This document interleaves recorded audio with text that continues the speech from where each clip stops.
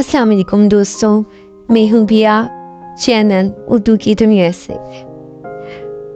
मेरी तरफ से तमाम अहले इस्लाम को चांद रात मुबारक।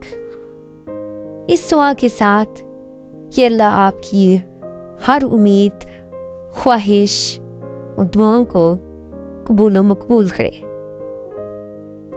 और कल के लिए सबको दिल से ईद मुबारक। उस ईद के पुरमसरत मौके पर मुस्तहिक अफराद को कभी मत भूलिएगा, उन्हें भी अपनी खुशियों में बराबर का शरीक कीजिएगा और अल्लाह आपको ऐसी ढेरों खुशियों भरी ईदें नसीब करे। बहुत शुक्रिया। ईद मुबारक।